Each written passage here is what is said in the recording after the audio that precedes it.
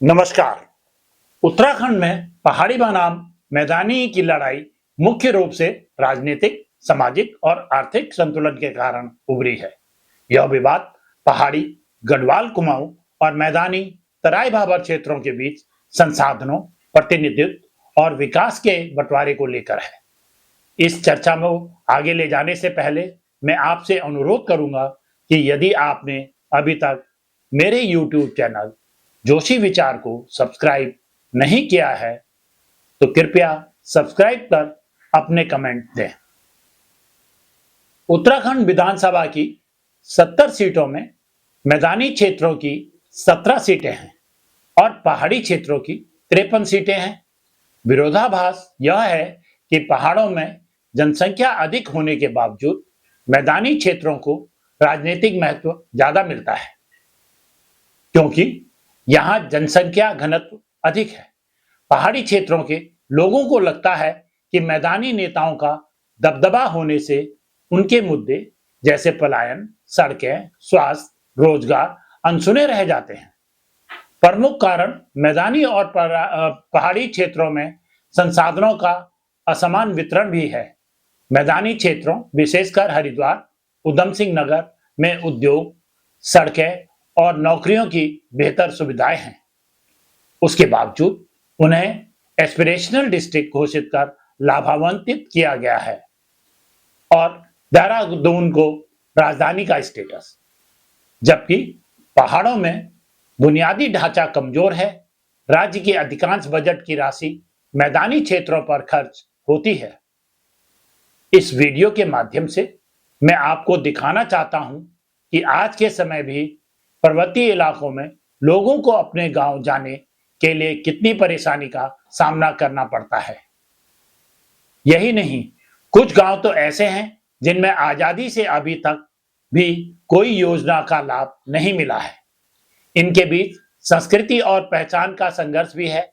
मैदानी इलाकों में मैदानी भाषाएं जैसे खड़ी बोली, पंजाबी और पहाड़ी इलाकों में गढ़वाली, कुमाऊनी बोलियों का प्रचलित है, जिसमें सांस्कृतिक अलगाव की भावना बढ़ रही है। पहाड़ी समुदाय को डर है कि मैदानी प्रभुत्व से उनकी स्थानीय संस्कृति और परंपराएं कमजोर होती जा रही हैं। उदाहरण के लिए पहाड़ी लोगों का करवा चौथ का मनाना। पहाड़ी क्षेत्रों में रोजगार और पलायन की विकट समस्या।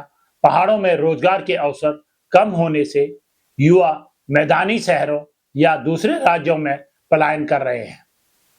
रोजगार ना होने के कारण एक सामाजिक समस्या उत्पन्न हो गई है कि पर्वतीय क्षेत्रों में रह रहे युवकों को जीवन साथी का मिलना।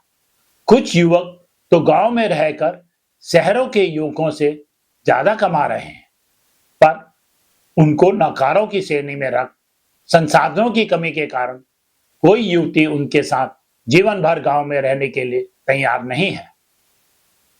लड़की और उसके घर वालों को लगता है वे सब काम पहाड़ में करे, पर उसका एक मकान हल्द्वानी, देहरादून जैसी जगह पर होना चाहिए। जो यह सब पूरी नहीं कर सकता, वह विवश होकर नेपाल से शादी कर रहा है। मैदानी क्षेत्रों में बाहरी लोगों, मैदानी या अन्य राज्यों के लोगों का प्रभुत्व बढ़ने से पहाड़ी लोगों की नौकरियों छिन रही हैं। हर एक क्षेत्र की शक्ति होती है उसकी युवा पीढ़ी, परंतु उत्तराखंड के पहाड़ी क्षेत्रों की युवा पीढ़ी को तो अपने ही गांव व प्रदेश में भविष्य अंधकार में लगता है। पुराना है राजधानी का मुद्दा। उत्तराखंड की स्थायी राजधानी देहरादून मैदानी क्षेत्र है, जबकि पहाड़ी लोग गैरसैंण को स्थायी राजधानी बनाना चाहते हैं। इस मुद्दे पर भी तनाव रहा है। इस तनाव को शांत करने के लिए गैरसैंण में करोड़ों रुपए खर्च कर ग्रीष्मकालीन विधानसभा का निर्माण तो किया गया है, परंतु वह राजनेताओं के लिए एक टूरिस्ट डेस्टिनेशन बनकर रह गया है। गैरसैंण में होने वाले सत्र प्रतीकात्मक होते हैं और इनकी अवधि भी सिर्फ 1 या 2 दिन रखी जाती है। जल, जंगल, जमीन पर अधिकार, पहाड़ी क्षेत्रों में नाराजगी, जल संसाधनों और वनों पर अधिकार को लेकर भी है, क्योंकि इन संसाधनों का अधिक उपयोग मैदानी उद्योग करते हैं। चिपको आंदोलन जैसे पर्यावरणीय संघर्ष भी पहाड़ी लोगों की संसाधनों को लेकर चिंता जताते हैं। यह लड़ाई सिर्फ भौगोलिक विभाजन नहीं, बल्कि विकास, सांस्कृतिक और राजनीति का संघर्ष है। अगर राज्य सरकार पहाड़ी क्षेत्रों के विकास, रोजगार और प्रतिनिधित्व पर ध्यान देती है, तो यह तनाव कम हो सकता है। अब सवाल यह है कि उत्तराखंड में पहाड़ी गढ़वाल, कुमाऊं और मैदानी तराई भाबर क्षेत्रों के बीच तनाव को कम करने के लिए किया जाए। उत्तराखंड में पहाड़ी और मैदानी क्षेत्रों की जनसंख्या का अनुपात लगभग 70-30 का है, लेकिन यह अनुपात पलायन और मैदानी क्षेत्रों में तेजी से बढ़ती आबादी के कारण बदल रहा है। एक अनुमान के अनुसार सन 2030 तक यह अनुपात 60-40 का होने का अनुमान है। पहाड़ी क्षेत्रों में हर साल 1 से 1.5 लाख लोग रोजगार और बेहतर सुविधाओं के लिए मैदानी शहरों देहरादून, हरिद्वार, उधम सिंह नगर या दिल्ली एनसीआर की ओर पलायन करते हैं। उसका परिणाम यह है कि मैदानी जिलों की आबादी तेजी से बढ़ रही है, जबकि पहाड़ी गांव खाली हो रहे हैं। पहाड़ों में रोजगार और बुनियादी ढांचा विकसित करके पलायन रोकना होगा। पहाड़ी क्षेत्रों की अपेक्षा मैदानी क्षेत्रों के मुद्दों को प्राथमिकता दी जाती है, जिससे पहाड़ी क्षेत्रों के मुद्दे पीछे रह जाते हैं। राज्य सरकार को पहाड़ी क्षेत्रों के मुद्दों की ओर भी ध्यान देना चाहिए। क्षेत्रीय समितियां बनाई जाएं, जहां पहाड़ी और मैदानी नेता संयुक्त रूप से विकास योजनाओं पर चर्चा करें। पहाड़ी क्षेत्रों में बुनियादी ढांचे, सड़कें, अस्पताल, स्कूल का विकास तेजी से किया जाए। उद्योगों को पहाड़ों में भी स्थापित करने के लिए प्रोत्साहन दिया जाए, ताकि रोजगार के अवसर बढ़ें और पलायन रुके।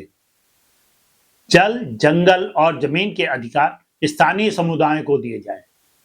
पहाड़ी और मैदानी संस्कृति के मेलजोल वाले कार्यक्रम आयोजित किए जाएं। स्थानीय भाषाओं गढ़वाली, कुमाऊनी, जौनसारी को शिक्षा और मीडिया में प्रोत्साहन दिया जाए। साझा त्योहार और सांस्कृतिक उत्सव मनाए जाएं, जिससे दोनों समुदायों में भाईचारा बढ़े। पहाड़ी युवाओं के लिए सरकारी नौकरियों में आरक्षण का विशेष कोटा लागू किया जाए। स्किल डेवलपमेंट प्रोग्राम्स बनाए जाएं, ताकि पहाड़ों में भी उद्यमिता बढ़े। राजधानी और प्रशासनिक न्याय मिले। गैरसैंण को संवैधानिक राजधानी बनाने की मांग पर गंभीरता से विचार किया जाए। प्रशासनिक कार्यालयों को पहाड़ी क्षेत्रों में भी विकेंद्रीकृत किया जाए, ताकि लोगों को सेवाएं आसानी से मिलें। मीडिया और जन जागरूकता।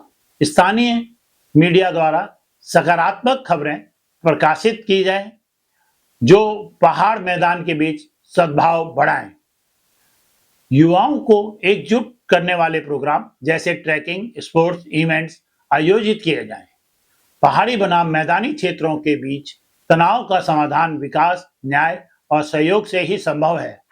अगर सरकार और समाज मिलकर संसाधनों का न्यायपूर्ण बंटवारा, सांस्कृतिक सम्मान और आर्थिक समानता पर काम करें, तो उत्तराखंड के पहाड़ मैदान का विवाद खत्म हो सकता है। मेरा आपसे निवेदन है कि आप इस पर विचार कर अपने कमेंट्स अवश्य दें। धन्यवाद।